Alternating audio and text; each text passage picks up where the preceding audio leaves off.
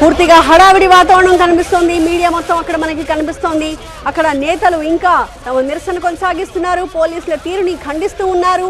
తమ అరెస్టులన్నీ కూడా అక్రమం, తమని అదుపులోకి తీసుకోవడం కూడా సరైన పద్ధతి కాదు అంటూ హరీష్ రావు మళ్ళీ ఇక్కడ కూడా పోలీసులతో వాగ్వాదానికి దిగారు. ఫైనల్ గా ఆయన మళ్ళీ పోలీస్ వాహనం ఎక్కాల్సి వచ్చింది. వాళ్ళందరినీ కూడా ఒక్కొక్కరుగా లోపలికి తరలిస్తూ ఉన్నారు పోలీసులు. బీఆర్ఎస్ ఎమ్మెల్యేలు ఎవరూ కూడా సచివాలయం ముందు నిరసన వ్యక్తం చేయకుండా పోలీసులు మళ్ళీ వాళ్ళందరినీ కూడా అదుపులోకి తీసుకున్నారు. లోపలున్న కేటీఆర్ మళ్ళీ తన చేతబట్టిన ప్లకార్డుని ప్రదర్శిస్తూ ఉన్నారు. కాంగ్రెస్ వచ్చింది, యూరియా కరువు తీసుకొచ్చింది అంటూ ఆయన చేతిలో ఉన్న ప్లకార్డుని చూపిస్తూ ఉన్నారు. అలా వరుస పెట్టి కూర్చున్న ఎమ్మెల్యేలు అందరూ కూడా తమ చేత తెచ్చుకున్న ఆ ప్లకార్డులన్నింటినీ కూడా ప్రదర్శిస్తూ ఉన్నారు, నినాదాలు చేస్తూ ఉన్నారు. మళ్ళీ వాహనం కదులుతోంది. సచివాలయం దగ్గర కూడా కాసేపు హడావిడి కనిపించింది. మళ్ళీ ఆ నిరసనను కొనసాగించకుండా బీఆర్ఎస్ నేతలందరినీ కూడా పోలీసులు తమ వాహనాల్లో ఎక్కించుకుని అక్కడి నుంచి తరలిస్తూ ఉన్నారు.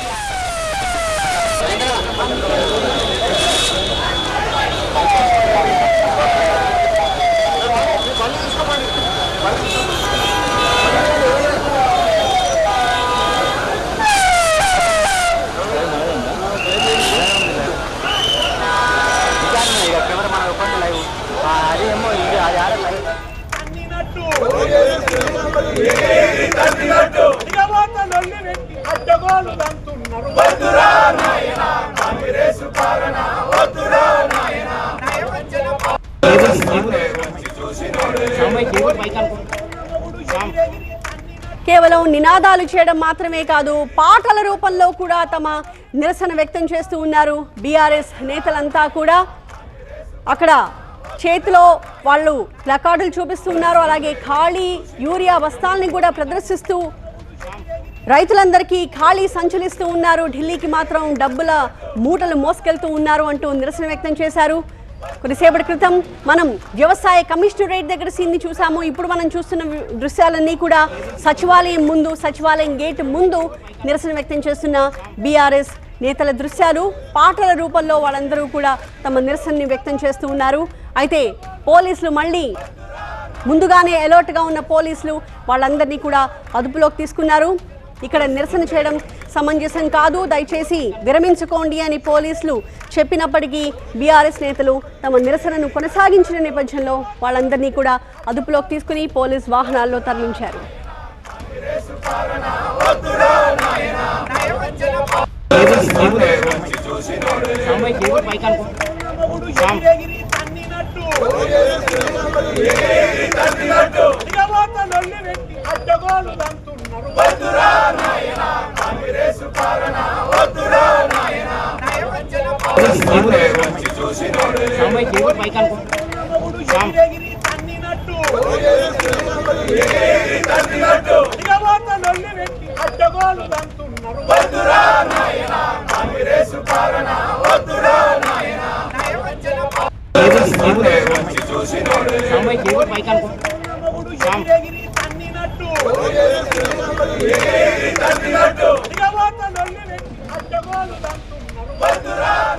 అది సచివాలయం ముందు బీఆర్ఎస్ నేతల నిరసన. దేశపతి శ్రీనివాస్ పాటను అందుకుంటే మిగిలిన నేతలంతా కూడా కోరస్ పాడుతున్న దృశ్యాన్ని మనం చూస్తున్నాం. కొద్దిసేపటి క్రితం సచివాలయం గేటు ముందు కనిపించిన సీన్ ఇది. కానీ ప్రస్తుతం అక్కడ బీఆర్ఎస్ ఎమ్మెల్యేలు ఎవరూ లేరు. వాళ్ళందరినీ కూడా పోలీస్ వాహనంలో తరలించారు.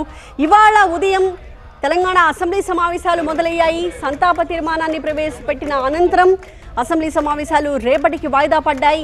అది జరగగానే బీఆర్ఎస్ యాక్షన్లోకి దిగింది.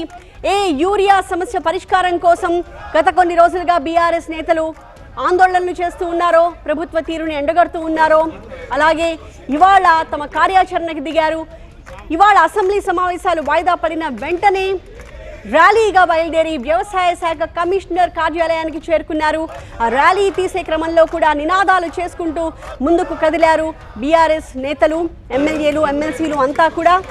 అయితే వ్యవసాయ శాఖ కమిషనర్కి నివేదిక సమర్పిస్తాం, వినతి పత్రం ఇస్తాము అని చెప్పి పర్మిషన్ తీసుకున్న బీఆర్ఎస్ నేతలంతా కూడా ఆ తర్వాత అక్కడ నిరసనకు దిగడంతో పోలీసులు రంగప్రవేశం చేయాల్సి వచ్చింది. వాళ్ళందరినీ కూడా రిక్వెస్ట్ చేశారు ఇక్కడ నిరసన వ్యక్తం చేయొద్దు అని చెప్పి. కానీ బీఆర్ఎస్ నేతలు తమకు ఈ సమస్య పరిష్కారం దిశగా ఒక హామీ లభించేంత వరకు తాము అక్కడి నుంచి కదిలేది లేదు అన్నారు. కానీ పోలీసులు రంగంలోకి దిగి వాళ్ళందరినీ కూడా అదుపులోకి తీసుకుని పోలీస్ వాహనంలో అక్కడి నుంచి తరలించారు. అయితే అక్కడి నుంచి సచివాలయానికి చేరుకున్నారు బీఆర్ఎస్ నేతలు. సచివాలయం గేటు ముందు మళ్ళీ తమ నిరసన వ్యక్తం చేశారు. ఈ రకంగా పాటలు పాడుతూ కాంగ్రెస్ ప్రభుత్వ హయాంలో ఏ రకంగా ప్రజలు ఇబ్బందులు పడుతున్నారు, ముఖ్యంగా రైతులు యూరియా లేక ఎంత సఫర్ అవుతున్నారు, వ్యవసాయ శాఖ మొత్తం కూడా ఏ రకంగా దెబ్బతింది అన్నది, రాష్ట్రంలో వ్యవసాయం ఎంత మేర దెబ్బతింది అన్నది కూడా పాటల రూపంలో వాళ్ళంతా పాడుతూ ఉన్నారు. మళ్ళీ పోలీసులు రంగంలోకి దిగి వాళ్ళందరినీ కూడా అదుపులోకి తీసుకున్నారు.